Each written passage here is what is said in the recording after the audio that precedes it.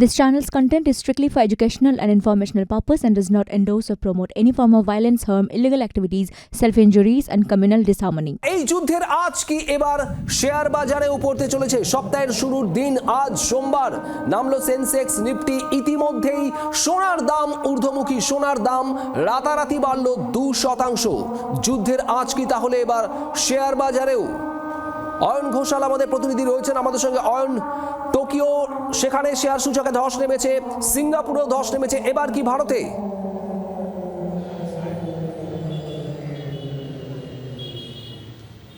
যে দেশগুলি ইতিমধ্যে যুদ্ধে লিপ্ত সেই দেশগুলি প্রত্যেকটি হচ্ছে তেল উৎপাদক দেশ বা ওপেক। তার মধ্যে যে দেশ এই মুহূর্তে সবথেকে বেশি রণংদেহী মেজাজ দেখাচ্ছে সেই দেশ একই সঙ্গে পরমাণু শক্তিধর এবং বিশ্বের অন্যতম তেল উৎপাদক দেশ। অতএব ইরান এই মুহূর্তে যেহেতু যুদ্ধে জড়িয়ে পড়েছে এবং সেই যুদ্ধে প্রত্যক্ষ বা পরোক্ষভাবে ইতিমধ্যেই ইউনাইটেড আল আমিরাত, তার সঙ্গে অবশ্যই ইসরায়েলের মতো দেশ তারা যুদ্ধে জড়িয়ে পড়েছে এবং হরমুজ প্রণালী সম্পূর্ণ বন্ধ হয়ে গেছে। অতএব ইতিমধ্যেই আশঙ্কার আঁচ পড়তে শুরু করেছে দক্ষিণ পূর্ব এশিয়ার একাধিক শেয়ার বাজারে। আমরা একদম সকালেই কথা বলছিলাম, টোকিও শেয়ার মার্কেট আজ সপ্তাহের প্রথম দিন বাজার খোলার সঙ্গে সঙ্গে ধস নেমেছে। সেখানে এখনো পর্যন্ত সূচক প্রায় 8,500 পতন হয়েছে। সিঙ্গাপুর শেয়ার মার্কেট আমরা একই রকম পতন দেখতে পাচ্ছি। ভারত, মুম্বাই স্টক এক্সচেঞ্জ আজ সকালে বাজার খোলার সঙ্গে সঙ্গে সেখানে শেয়ারের সূচক 1000.87 পয়েন্ট পড়েছে এবং সূচক এই মুহূর্তে দাঁড়িয়েছে 80,282.32 পয়েন্টে। মনে রাখতে হবে দীপাবলির পর ভারতবর্ষের বুকে বৃহত্তম উৎসব হোলি, এই দ্বিতীয় বৃহত্তম উৎসব হোলির আগে শেয়ার বাজারের এই ধস নিঃসন্দেহে গোটা মার্কেটকে আরও আশঙ্কার পথে ঠেলে দেবে। সোনার দাম একদম সকালেই 2% লাফ দিয়েছে। আজকে সারা দিন যেভাবে গোটা দক্ষিণ পূর্ব এবং দক্ষিণ পশ্চিম এশিয়াতে একাধিক বাজারে শেয়ারের বড়সড় পতন ঘটতে চলেছে বলে আশঙ্কা অর্থনীতিবিদদের, তার ফলে আজই সোনার দাম আরও বেশ কিছুটা বাড়তে পারে তেলের দাম। এবং সোনা এবং তেল এমন দুটি সূচক যে দাম দুটি বাড়লে সার্বিকভাবে একেবারে উচ্চবিত্ত কোটিপতি থেকে শুরু করে নিম্নবিত্ত খেটে খাওয়া মানুষ, এমনকি এই ভারতবর্ষের, তাদের উপর প্রত্যক্ষ বা পরোক্ষ প্রভাব পড়তে চলেছে, যে আশঙ্কা উড়িয়ে দেওয়া যাচ্ছে না। অতএব যুদ্ধ হচ্ছে মধ্যপ্রাচ্যে, যুদ্ধ হচ্ছে পশ্চিম এশিয়াতে, কিন্তু ইতিমধ্যেই তার প্রভাব গোটা এশিয়া জুড়ে একটু একটু করে পড়তে শুরু করেছে। অন্তত শেয়ার মার্কেট বা স্টক এক্সচেঞ্জ সূচক দেখে একথা পরিষ্কার। শুভদিন। অয়ন, ধন্যবাদ। এবং আজ গোটা দিনভর এই শেয়ার সূচক কোথায় গিয়ে দাঁড়ায় সেদিকে অবশ্যই নজর থাকবে আমাদের। টোকিও, সিঙ্গাপুরে শেয়ার সূচকে পতন হয়েছে এবং আজ বাজার খোলার পরই বেশ খানিকটা পতন হয়েছে মুম্বাই স্টক এক্সচেঞ্জে, সেন্সেক্স এবং নিফটিতেও। যুদ্ধের আঁচ লাগতে শুরু করেছে বিশ্ব অর্থনীতিতে। তার কারণ তেলের যোগান, বিশ্ববাজারে অপরিশোধিত তেলের যোগানের একটা বড় অংশ আসে এই হরমুজ প্রণালী হয়ে, যে হরমুজ প্রণালী বন্ধ করে দিয়েছে ইরান।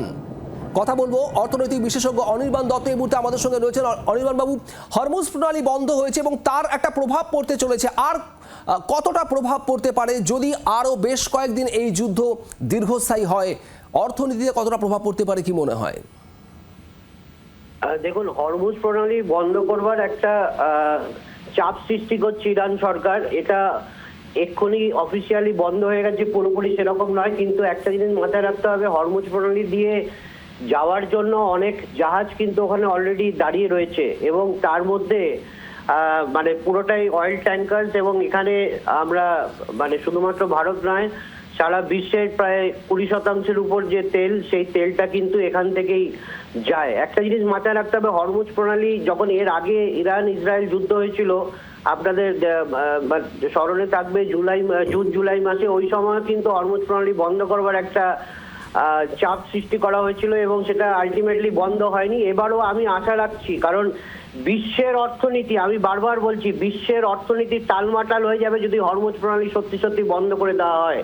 এবং আপনারা হয়তো ভাবছেন এই যুদ্ধটা ক্ষণস্থায়ী হবে, যুদ্ধটা হয়তো ইরান সারেন্ডার করবে বা এরকম কিছু ব্যাপার, সেরকম নয়। এটা বিশ্ব অর্থনীতির সঙ্গে ভারতবর্ষের অর্থনীতি সম্পৃক্ত এবং আজকের দিনে দাঁড়িয়ে হরমুজ প্রণালীর যে ইম্প্যাক্ট, সেটা কিন্তু ওয়ার্ল্ড ইকোনমিকে হিলিয়ে দিতে পারে। এবং এই জায়গাতে দাঁড়িয়ে আমি বলবো যে হরমুজ প্রণালী অত তাড়াতাড়ি বন্ধ করবে না, হয়তো এরকম খবর আসছে বা তারা চাপ সৃষ্টি করবার চেষ্টা করছে, কিন্তু একটা জিনিস মাথায় রাখতে হবে যে ভারতবর্ষের সরকারও নজর রাখছে, এক্ষুনি প্যানিক হওয়ার কিছু নেই।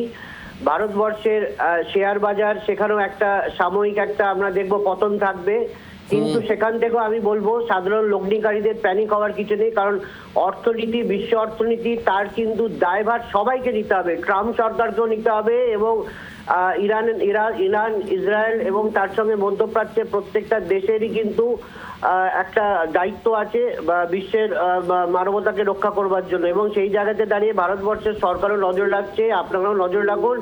আমি বলছি আগামী কয়েকটা দিন খুব ইম্পর্টেন্ট, এবং এটা হতেই পারে যে যুদ্ধের গতি প্রকৃতি হয়তো অন্যদিকে যাবে, এবং সবাই যেটা আশঙ্কা করছেন তৃতীয় বিশ্বযুদ্ধ হওয়ার একটা সম্ভাবনা দেখা দিয়েছে হয়তো, কিন্তু সেরকম কোনো সম্ভাবনা এই মুহূর্তে নেই। এবং তৃতীয় বিশ্বযুদ্ধ বা বিশ্বযুদ্ধ হওয়ার কি নেগেটিভিটিস আছে এটা কিন্তু সব রাষ্ট্রনায়করা জানেন। এবং এর সঙ্গে সঙ্গে একটা কথা মাথায় রাখতে হবে যে আমেরিকার এই আগ্রাসন নীতি এবং সেই নীতিটার মধ্যে একটা অন্য প্রচ্ছন্ন একটা আমি বলবো চাপ আছে চীনকে দেওয়ার জন্য, কারণ চীন আপনারা জানেন চীন খুব সস্তাতে ইরানের থেকে তেলটা কিনতো, এবং এই ইরানের থেকে যাতে চীন তেলটা সস্তাতে কিনতে না পারে তার জন্যই কিন্তু ইরানের তেল ঘাঁটিতে আক্রমণ, এবং সেক্ষেত্রে চীন হয়তো আবার সেই রাশিয়ার কাছে যাবে, কিন্তু চীনও এবং এই তেলের জন্য এই বিশ্ব বাজারের উপর নির্ভরশীল বহুলাংশে ভারতের মোট তেলের প্রায় 85% বাজার থেকে কিনতে হয়, আর এখানেই উদ্বেগটা বাড়ছে। আপনাকে অনেক ধন্যবাদ।